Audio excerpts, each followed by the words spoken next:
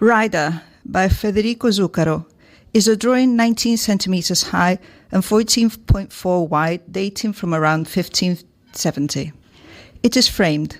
The techniques employed are charcoal and sanguine on laid paper. Charcoal is a kind of grey-coloured pencil and sanguine is a natural reddish and ochre-coloured chalk. Laid paper is a type of writing and printing paper, generally of good quality, with a texture formed by fine longitudinal stripes that can be seen against the light. The composition is framed by a contour with brown lines on a white background. The space is filled with a depiction of a rider on horseback, both with their backs to the viewer. The horse has white parts on its rump, legs and long tail, and brown parts on its head, back and front legs. It is a strong, robust animal.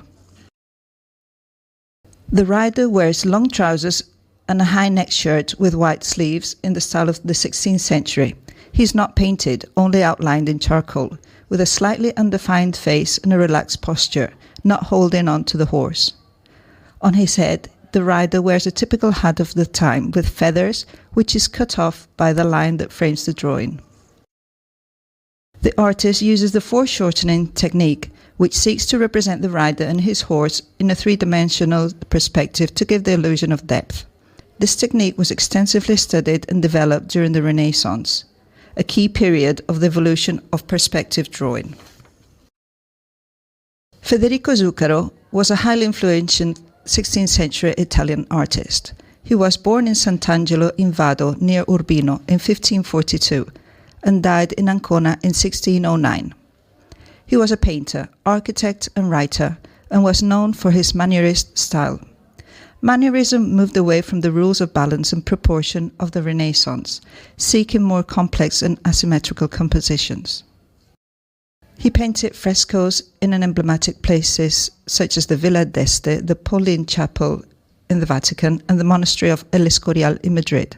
He also created famous portraits of queens such as Elizabeth I and Mary Stuart during his stay in England. His work displays a Mannerist approach with an interest in art theory. He founded the Accademia di San Luca in Rome, an institution that prompted art and art education. He traveled around Europe, working in cities such as Florence, Venice, London and Madrid. In each place he was able to develop his style and collaborate with other prominent artists of the time. In short, Federico Zuccaro was a versatile and traveling artist who left an important mark on the art of the late Renaissance.